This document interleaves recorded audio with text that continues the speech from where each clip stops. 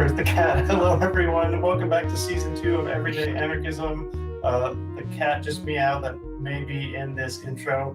My guest today is Brian Terrell. We are talking about Dorothy Day, the Catholic worker, and this strange thing that sounds contradictory to many people, Catholic anarchism. And Brian's here to make sense of it for us. Welcome, Brian. Well, thank you. It's nice to be on. I'm daunted by the challenge of making sense of it. I've been working on that my whole life. Maybe I can do that in an hour now, and be to my benefit more than anyone else. Yes, the physicist, Feynman used to say that if you couldn't explain something in an hour to a group of first-year students, you didn't understand it yourself. So this will be the test. This will be Feynman's test for you. Okay. Well, perhaps we can start by doing it autobiographically. You can tell us what drew you into the Catholic worker and what you've been doing. Okay, my history. I was born and spent most of my early years around Green Bay, Wisconsin, and my father was in the military actually when I was born, and he died when I was 6 years old, and there were 5 of us kids. We grew up in I think in poverty, but with middle class bourgeois expectations and mentality that we were raised in. And I wasn't raised in any kind of churchy. It was a very Catholic milieu around where I was growing up, but we were not a religious family. And I came to that as an adolescent, and I went to college for 1 year, and dropped out and found myself in New York City. This was in the fall of 1975 at the Catholic Worker. I had very little idea what it was when I went there. It was pretty much that they would take me, that I ended up there. And it was a very fortunate time. It was Dorothy Day, the founder of the Catholic Worker, was 78 years old at the time, and I was 19 when I met her. And she lived for another 5 years. I was there for 4 of those years in New York. And it was also a couple of years after Father Daniel Berrigan got out of prison for his destruction of draft files in Catonsville, Maryland, which was a great event in history, and I got to know work with Dorothy, and I got to know Dan pretty well as well, and started so what we did in the city is we had a house of hospitality, 2 houses of hospitality, and a soup line that fed hundreds of people every day, and a house for women and a house for men, which a few years later all went co-ed. But we had published a newspaper, The Catholic Worker, and I was also got involved early on and continue to be involved in the peace movement in forms of nonviolent direct action. So over the years, I've been spent about 2 years in prisons and jails. I've been deported from 3 countries. I've been very involved for many years in the anti-nuclear movement, anti-nuclear weapons movement in Europe, and I currently have expected to be in court in Germany the day before Thanksgiving, and I don't think I'm going to make it. So after New York, I went to Davenport, Iowa, on the Mississippi River, and was there for 7 years at another house of hospitality, the Catholic Worker, and had doing a lot of the hospitality we had at the time. The Rock Island Line was still running when I moved there, and we had a lot of hobos. I learned a lot from just poor working people, which was really great because a lot of people that we know through the Catholic Worker are down and out and have been are really, victims of capitalism. And it was great to get to know people who were who had rejected, who were quite capable, who were quite, could have had a place in society and chose not to. So in 1986, and that's where I got married, and we had 2 children. In 1986, we moved. My family and another family bought some acres in a little town, Malloy, Iowa, which is on the Missouri border, about equidistance between Kansas City, Omaha, and Des Moines in the Southwest. And we have been here now almost 36 years. We have a small dairy herd of goats and have chickens. Betsy is a weaver, and that's a big part of how we make our living. And I am also, I'm employed by a nonprofit group in Nevada, the Nevada Desert Experience, which was founded in the protests at the nuclear test site in Nevada. And so I'll be going out there again in October. I'm out. So it's a strange life. I'm on this farm, and I'm in home more than half the time, but I'm also I'm in Las Vegas several times a year. And I've been in Europe 3 times in the last 16 months. And during the time of the Iraq of the war in the U.S. was actively in war, not over the horizon, an economic war going on now in Afghanistan. I had the privilege of visiting there, I think, 7 times from 2009 to 2018, and working with grassroots groups there that I can't talk about with much precision right now because of people's safety.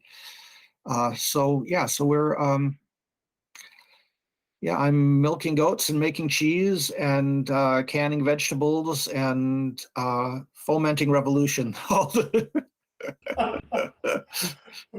Brian, I'm so touched by your description of your life and that arc. And I mean, it does seem like you are putting the ideas that this podcast is about into practice and putting yourself at risk doing it. So thank you. Mm-hmm. Thank you for that. Well, thank you.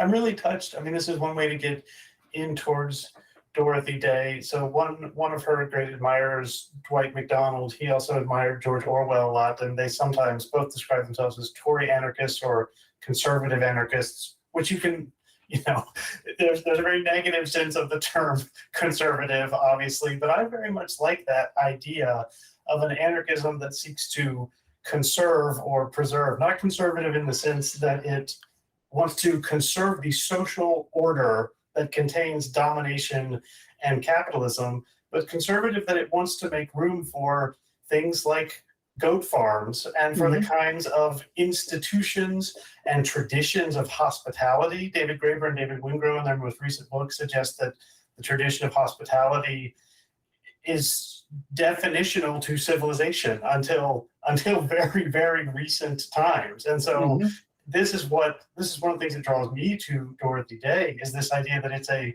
conservative sense, as opposed to what you might think of a revolutionary communism, which is essentially the Marxist tradition that wants to take bourgeois capitalism, which has destroyed all of the old institutions, and then just sort of feed off the world that the capitalists have built. And Marx writes sort of rhapsodically about factories and industrialization and that sort of thing. And in that sense, anarchism could be thought of as conservative, and Marxism as, you might say, progressive, if that makes sense. Is all this making sense? Yeah, I think Peter Morin, who founded the Catholic Worker with Dorothy Day, he criticized Marxism as being too much like bourgeois capitalism. That it was not a radical. It was not a radical departure from it, and actually, Marx and Engels kind of admitted that it was like it's the logical next step, and and that it wasn't revolutionary enough. And Excellent. Yeah. And if yeah, conservative means whoever has the power keep the power, then I don't want anything to do with conservatism. But if conservatism yeah, means preserve these things, these traditions of hospitality, these traditional ways of life, the natural world itself, then we damn well need a conservative movement. right. I think, and Jesus put it, I think, how it's like the that the kingdom of God is like the keeper of the stores who pulls out something new and something old. Right. And there is much that's old that we can learn from. There's much that's old that we need to get rid of. Yes. And just because something's new and it's the latest thing doesn't mean that it's good. And just because something is very, very old doesn't mean it's bad. It takes discernment, and that's a life work. Yeah, excellent. Discernment and a form of stewardship, I would say, that is not going to show up in, I like to complain about, the spreadsheets and the, data visualization view of progress. And I really do admire anyone who is able to see something that seems to me like a deeper and truer sense of what a revolution would look like. Mm-hmm. Mm-hmm. I guess at this point, I mean, that's just to say, especially in the world we're living in right now, and especially I think in the United States, although I don't know the other parts of the world as well, there's a reflexive assumption that Catholicism is a conservative institution, not in the good sense of preserving an older way of life that works and cares for the individual, but in the sense of part of the United States culture wars, and on the wrong side of the culture wars if you are on the left. And that's one of the reasons why I wanted to talk to you about Dorothy, because that's obviously not where the Catholic worker fits into this sense of Catholicism and the political landscape. Yeah, and I think as far as the institution goes, Dorothy shares that criticism. That you articulate there. She the way she put it once is, I love the church for Christ made visible, not for itself, because it was so often a scandal to me. And she said, over and over again in history, the church has become so corrupt, it cries out to heaven for vengeance. But she also quoted the theologian Romano Guardini, who said that the church is the cross on which Christ is crucified. And you can't separate Christ from his church. I think there's, it just comes to mind, a quote from Graham Greene's The Comedians, a character in that book in Haiti, who's a communist who's confronted with the horrors that communists have done. And he said, and I think this goes for the church too, said, I would rather have blood on my hands than water like Pilate, washing his hands of it. And I think that's something for Dorothy as a Catholic. She didn't wash her hands of it. I'm lately rereading some of her stuff. I'm haunted by how often she quoted the Bible, "In peace is my bitterness most bitter." And remember Jesus telling us our enemies of our own household. And she's always talking about bishops and priests when she talks about the enemies of our household. But she says we must love our enemies. So she recognizes the corruption, and she recognizes, it was a very poignant. She wrote about Cardinal Spellman during the Vietnam War. This, cardinal of the Catholic Church, her archbishop, repeating the words about Vietnam: "Are my country right or wrong?" And she writes about how she struggled, in prayer in front of the Blessed Sacrament. How can I love this man? And she wrote about it, and it was published in the paper, in her column. This was a very public thing that she was calling him out, and so yeah, I think we're all very compromised. Um, I think trying to find a movement or a church or a party or something that that isn't soiled is I think it's heartbreaking to me reading about India, what's happening there. How is extreme Hindu fundamentalism possible? But it's happening, and people are being killed. There are extremist Buddhist monks who are fomenting hatred against Muslims in Sri Lanka and in Burma. That there isn't any. Richard Nixon was a Quaker. So I think it is to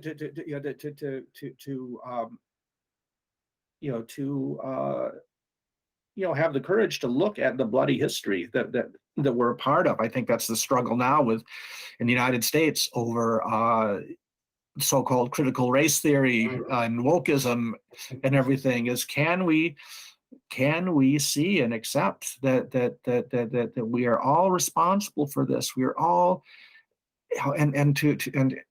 and there is no way we can wash our hands. There's no way. And if we try, the water on our hands is more shameful than the blood, because we're. Yeah, I did not. I was not planning on discussing critical race theory, but you're absolutely right. It's that same question of to what extent can we deal with the fact that the situation that we are a part of is bloody, and simply saying that you are not a part of it is not an option. Or as you say, like that's the kind of washing of hands that is disingenuous and hypocritical. Right. So I threw us straight into the 21st century with my questions. I want to step back, okay, and do a bit of history. I mean, I know very little about. I mean, I know only the Wikipedia level understanding of Dorothy Day's life and the founding of the movement, and I haven't covered her at all on the podcast. One thing I do know is that her radicalism came before her Catholicism. So I'm wondering if you can talk about that and how she, went from a radical to a radical Catholic. Yeah. So Dorothy was born in 1897 to, I think, a bourgeois but unlucky family. Maybe like mine. I never thought of that before. And her father was a journalist who I think also had addiction problems that kept the family in poverty.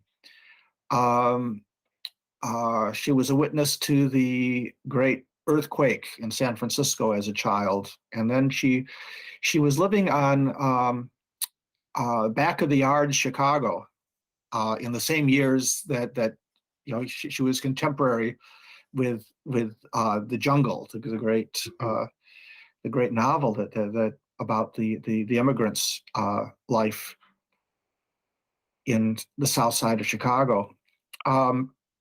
And I think she was moved from the beginning with, I don't want to say the plight of the poor, because she was in a way in love with the poor as well, not as in a romantically kind of sentimental way, but she was drawn, and she was very fiercely angry about injustice. And as a girl, she rejected the churches. She said, "There's all this charity, but all these people who are trying to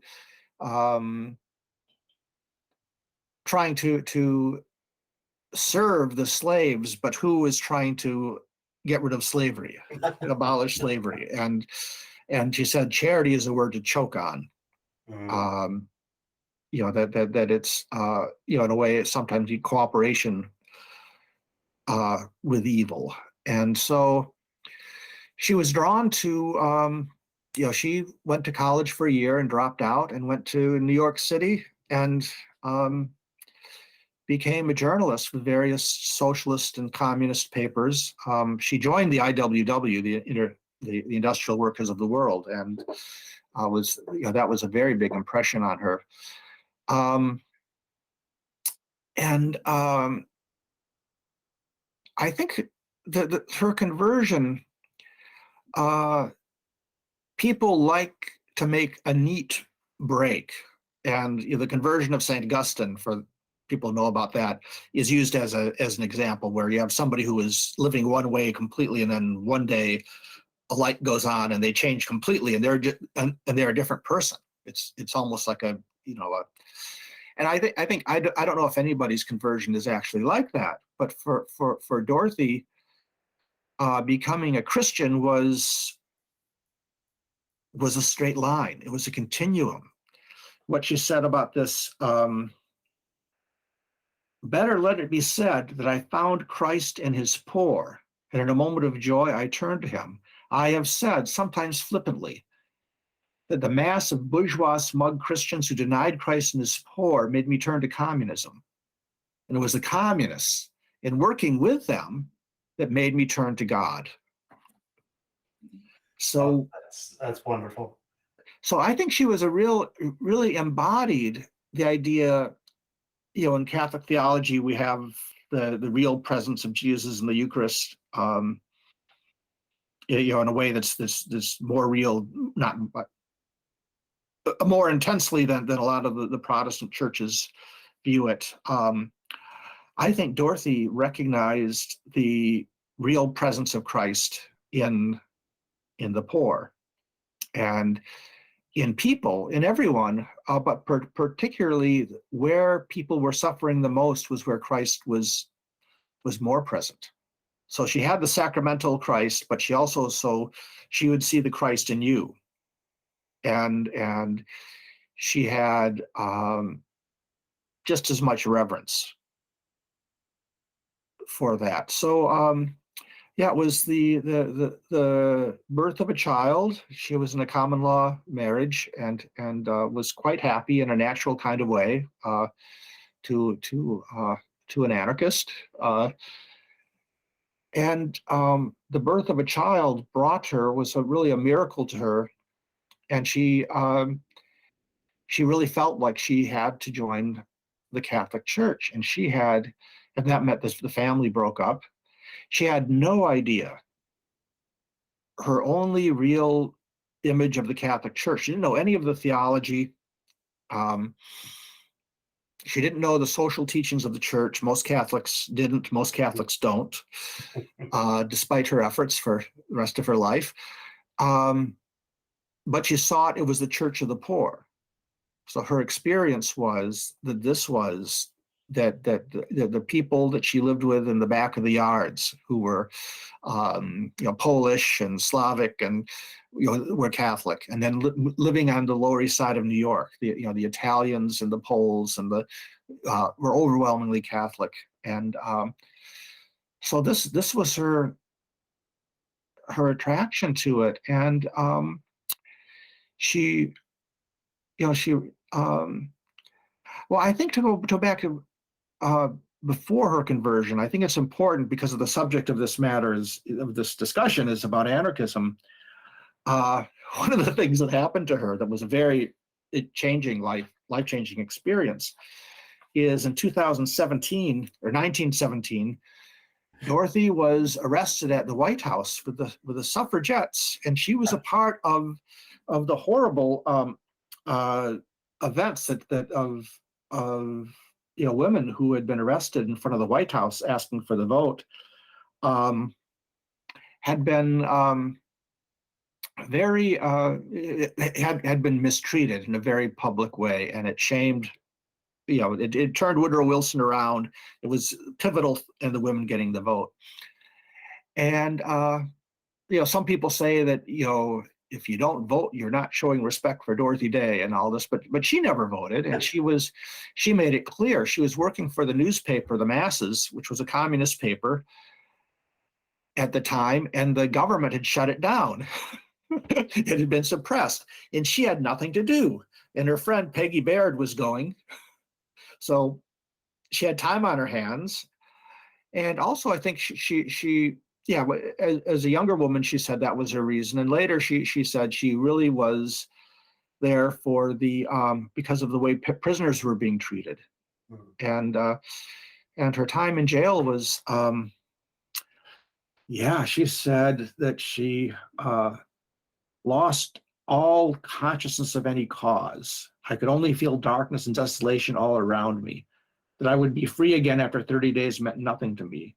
I would never be free again, never free when I knew that behind bars all over the world were women and men, young girls and boys, suffering constraint, punishment, isolation for crimes of which all of us are guilty.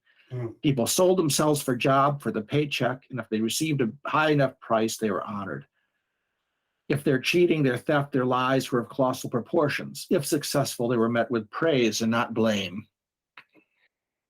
A lot of the things that are being said about Dorothy now, one of them is that she was a suffragette or suffragist, is probably one of the least harmful ones. But yeah, trying to put her into a box. So anyway, after her conversion, she was very hurt that many of her radical friends were cool to her. And she had no sense of, she said she went through the sacraments at first without any kind of joy or elation. She just went through them by rote. She knew that it was the right thing to do intellectually, but it didn't grab her. And she had the experience in 1932, several years after her conversion, she, for Commonweal magazine, a more liberal Catholic magazine, she covered a Poor People's March in Washington, and she saw, where are the Catholics? Where are the Christians? Where are the religious people? Just seeing, and she felt that estrangement and was very depressed. And yeah, she came home to New York and found Peter Morin waiting on her doorstep, and that started something. As I mentioned about Peter before, he was somebody. He was a French peasant who had his family been on the same land, to way beyond history, and lived in a village. He had a minimal education as a Christian brother and left that, and came at first, I think, to Canada, and tried homesteading. He was never in the United States legally. He was always here as an unlawful immigrant, unpapered immigrant, and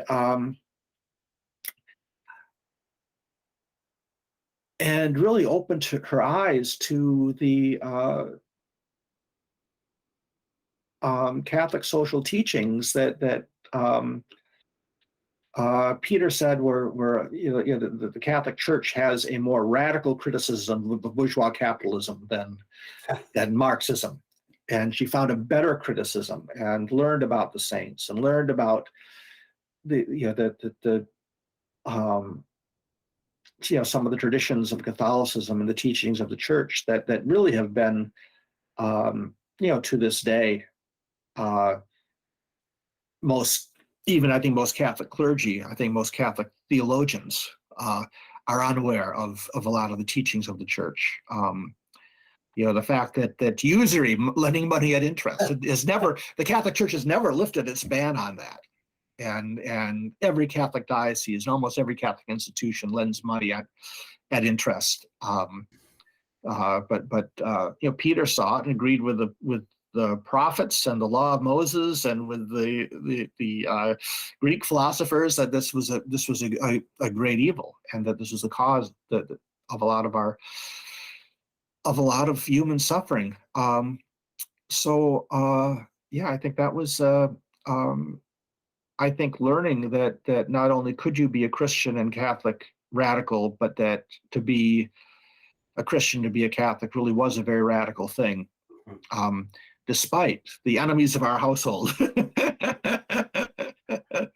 who we love, and we can't separate Christ from his cross, but that the church is often that cross.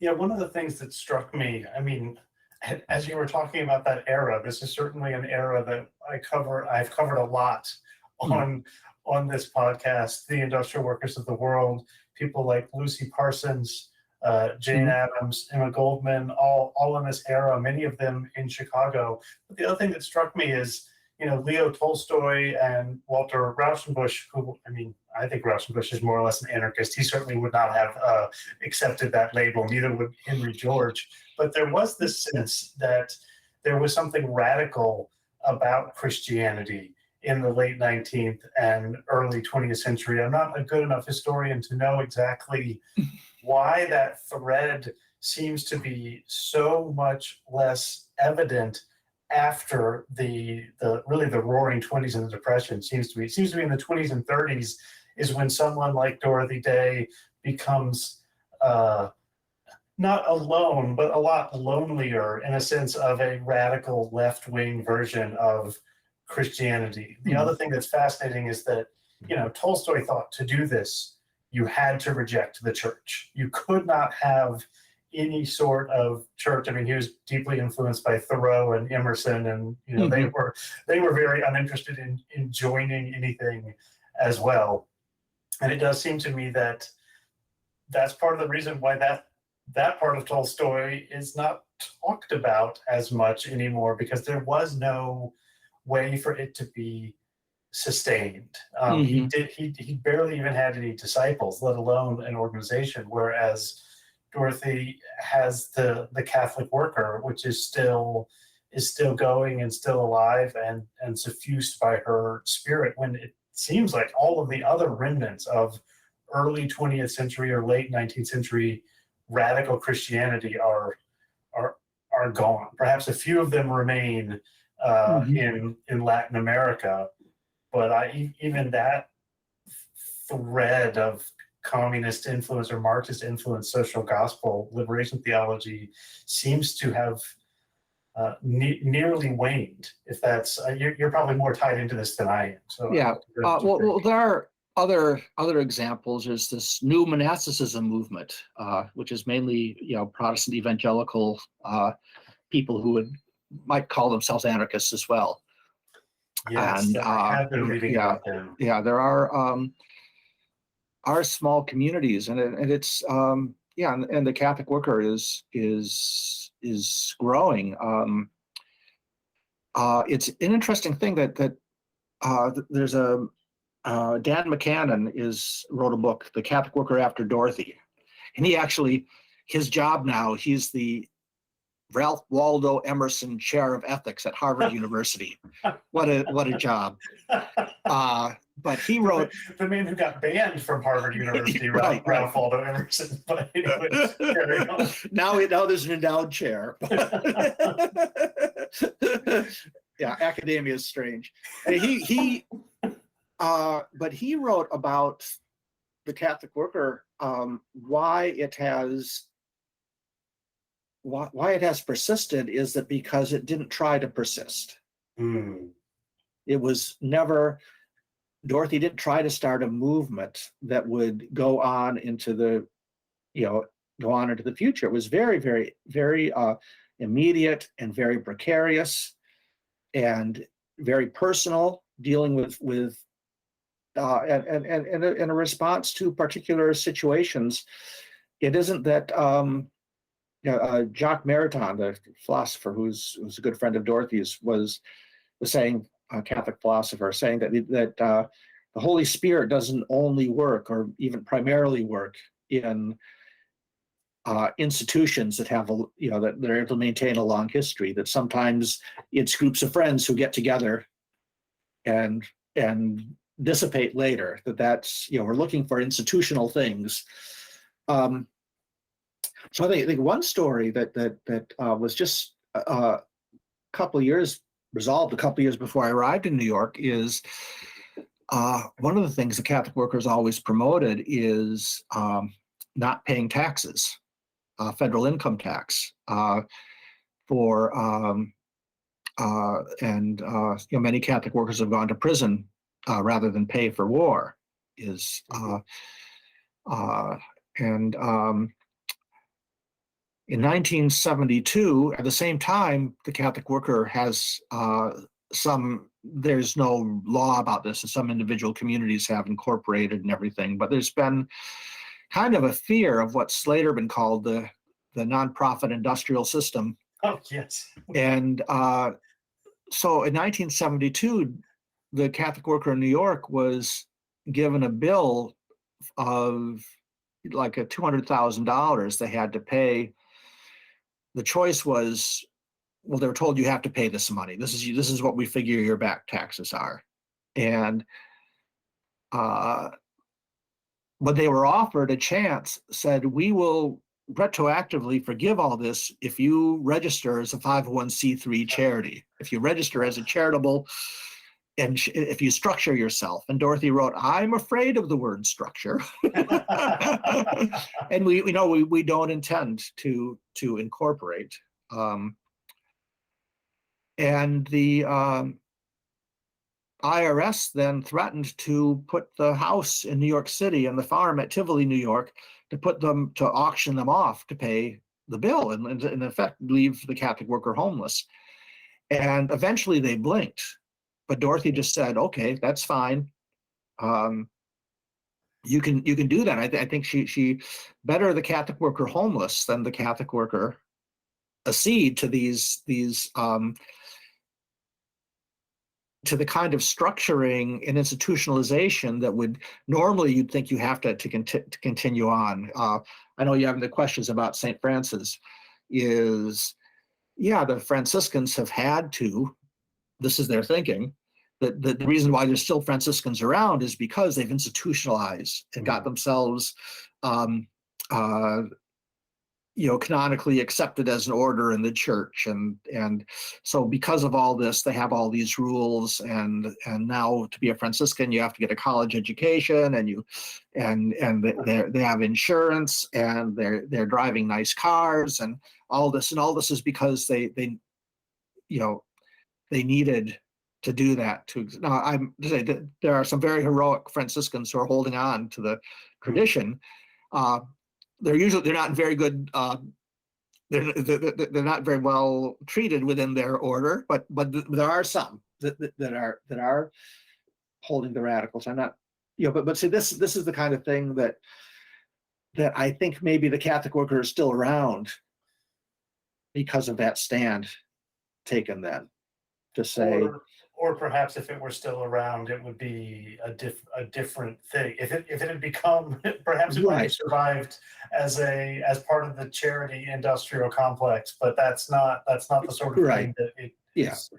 There's enough of those organizations going around. Right. Yeah. And Dorothy really was very open with her disdain for those. Those organizations, recognizing the good that they did, but she said, if we neglect agitation, we are merely philanthropists doling out palliatives.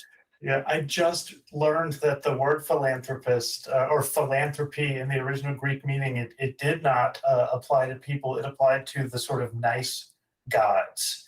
And when people started being philanthropists, the idea was, I, godlike, bestow upon you my favor. So philanthropists are putting themselves in the place of the gods, which could not be further from what I imagine what the Catholic worker seeks to do. Yeah.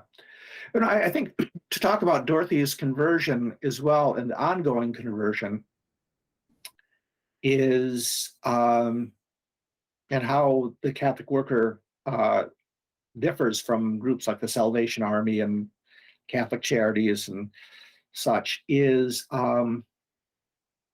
if we believe what Jesus said in Matthew 25, when I was hungry, you fed me, when I was naked, you clothed me, when I was in prison, you visited me. is that we're actually meeting Christ in these situations, is that we are not the missionaries bringing Christ to the poor people who are coming to our door. We're not representing Christ to the people coming in on the soup line.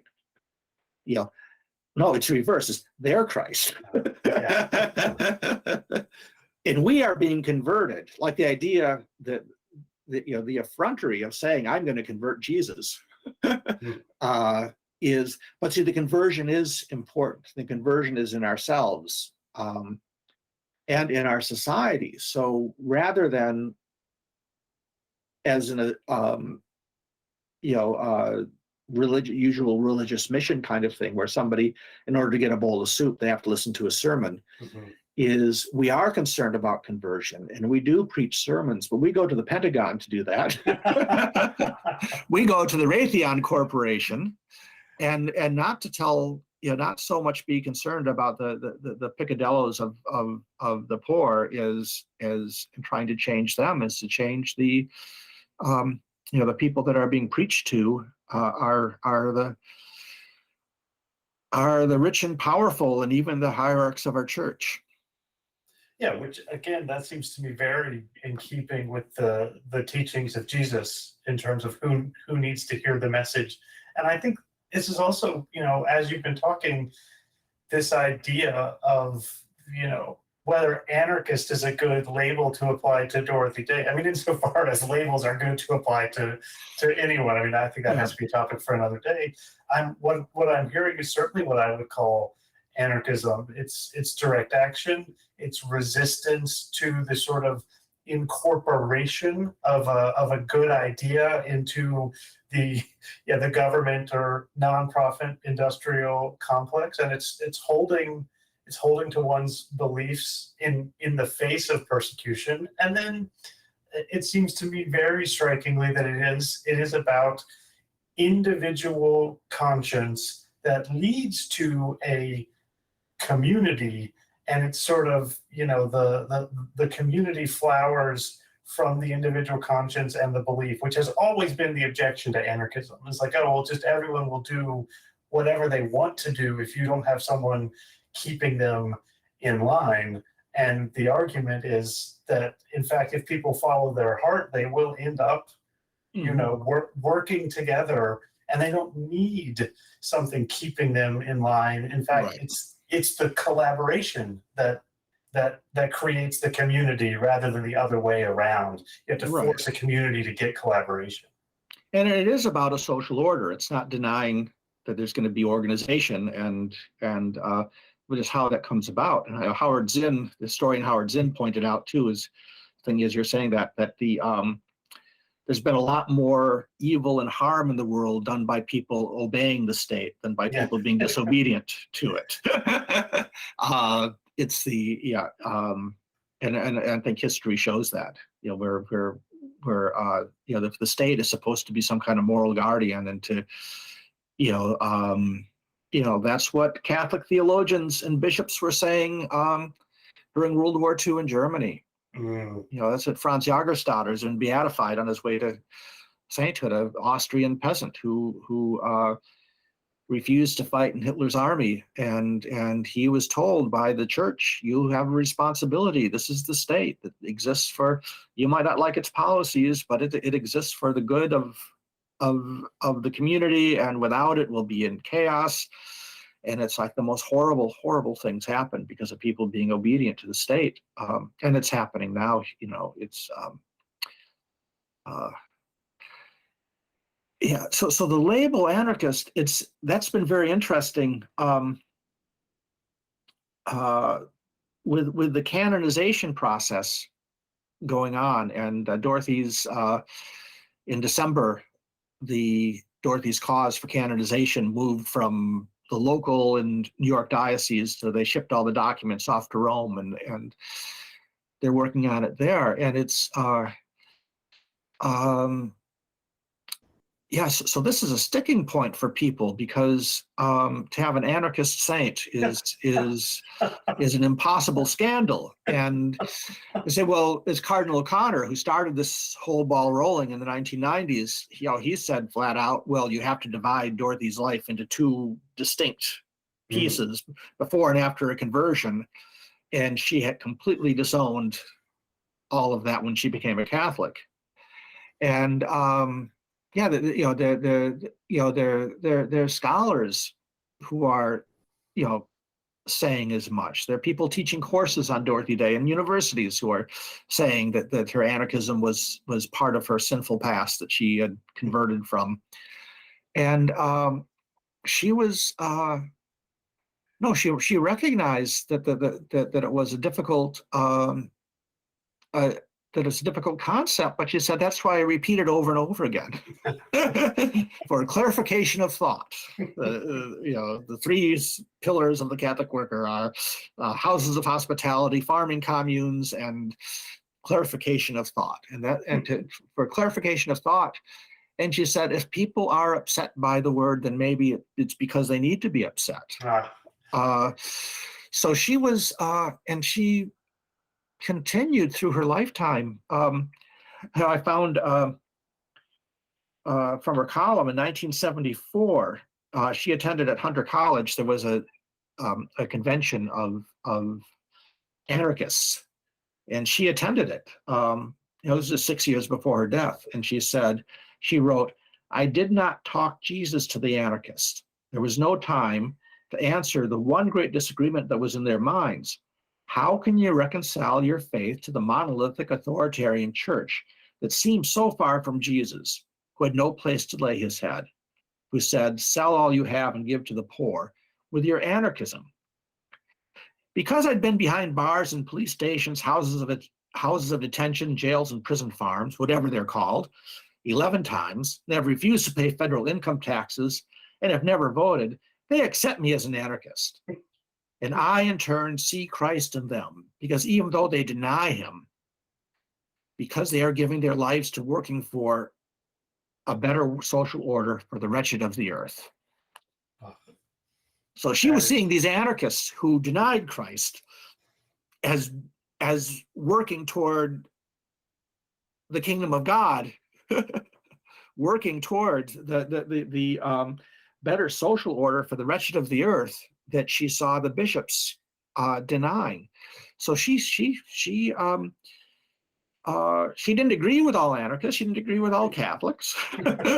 She didn't agree with all pacifists, and she wasn't looking for. She could admire people who, on the issue of being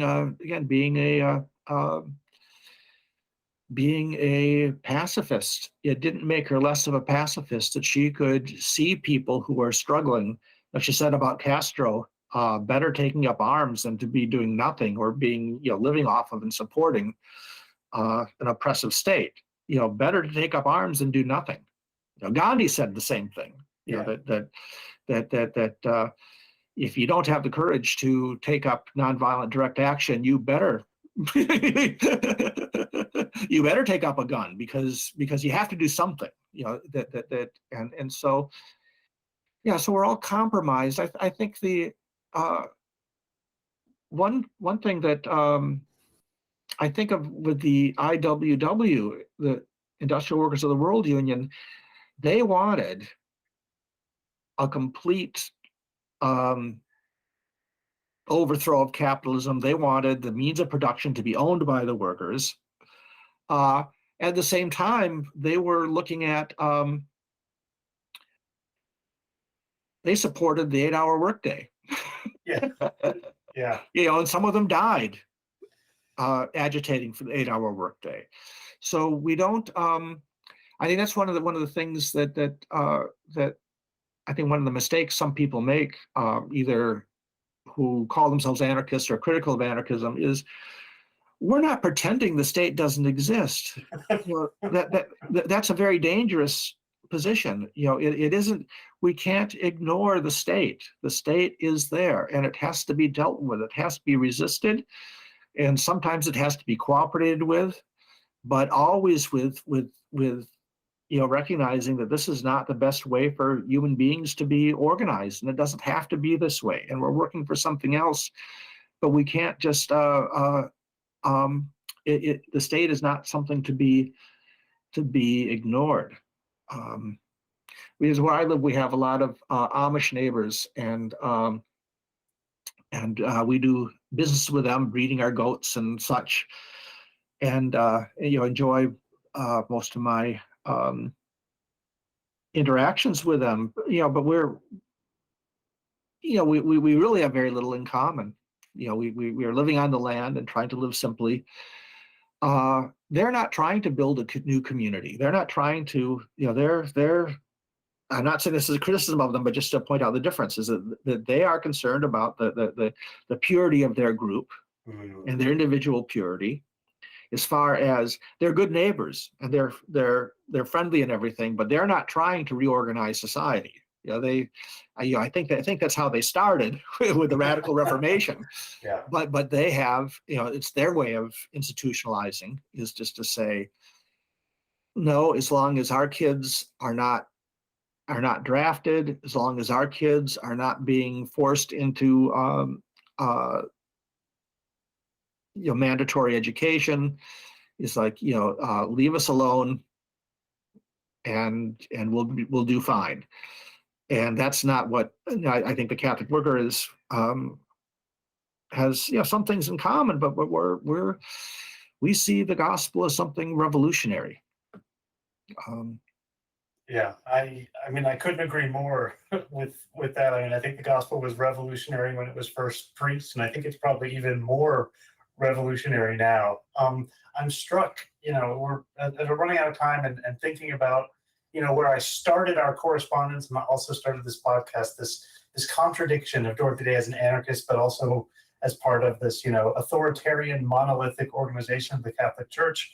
I really like that instead of saying the church, you've been saying the bishops. And one thing we should always remember is that the bishops are not the Catholic Church, and the Catholic Church is not monolithic. In fact, that's I would say like Episcopal propaganda that the Catholic Church is monolithic. And so when we accept that propaganda, the Catholic Church is whatever the cardinals or the bishops say, then a Catholic anarchist does not make any sense. But when we think of Catholic means one, but it means one in an all-encompassing sense, as opposed to a unified sense. All forms of, well, there's the cat interrupting my summary, but all these ways of expressing, the teachings of Jesus belong under the roof of the Catholic Church, and the idea that the Catholic Church is whatever policies and orders the bishops have given. I think Dorothy Day is proof that's a misunderstanding, and rarely would I think that be the understanding of the Catholic Church throughout history, unless you ask the College of Cardinals, and they will assure you that's what the Catholic Church is. Right, and that's what I think is in at this time in history with Dorothy. And even though her writings are all over the internet, they're published, you can read them, the most amazing and absurd things, really sometimes I think lies are being told about her, and to try to, and I'm afraid that a lot of times the people who are pushing her canonization are sometimes, not always, very responsible for that. Because what Dorothy offers us, especially at this time, there was a time when people would be Catholic because their mom and dad were Catholic, or their village is Catholic, and they never learned anything else. And it was either just convention or family or something. But today, people who are Catholic in our society are not under that constraint, and we need to be able to realize that somebody can be dissatisfied with the church. Dorothy said we must live in a state of permanent dissatisfaction with the church, and that's possible, and to be part of it. Otherwise, this idea that Dorothy Day was a pious Catholic who was obsessed with whether the priests wore vestments and whether the chalice was made out of metal or tin or clay, that's missing her point, and it's not respectful of her or respectful of the truth. Yeah, I think that's a great way of putting it, and I think we can be Americans and very, very discontented with what America is, and we are all citizens of the world, a world that is Yes. not the one that we want to be a part of. The solution is not to deny that we are a part of it, but to make it together collectively be more like the world we want it to be. And it just that obviously was Dorothy's mission, and I'll end where we started. It's clear that that's been your mission as well, Brian, and I just want to thank you again for all that you've done, and of course, for this little bit of time on this podcast as well. Okay. Well, thank you. It's a joy. Thank you. Anything you would like to say before we go? Anything else you want to add? Yeah, I think you had a question about St. Francis, and I think that was I think it's very much like Dorothy and St. Francis were very much alike, and the canonization process was very, very difficult for people. The writings of his early companions were banned in the church for years. Yes. Because they made up a story of a pious guy who preaches to birds, and which is true, but he was also someone who preached against the Crusades, and who made friends with the Sultan, and much of this history is stuff that was lost until really kind of recently. So I think as somebody who actually knew her and had a sort of a friendship with her, as much as a 19-year-old kid and a 78-year-old woman could have a friendship. We were friends, and I feel kind of an obligation. I think I'm kind of seen as a scold to some of my friends, but to remind people of who she was. I think the canonization really can be good. It could end up being very, very helpful. But I think if it's going to be because some people are going to be making themselves unpopular by speaking out about aspects of Dorothy that are not comfortable. Okay, well, I'll be keeping an eye on that process, and I'll reach out to you if it seems like we need to speak more about this as the bureaucracy of the canonization process unfolds. Thank you so much. I'll be happy to talk to you again. So wonderful.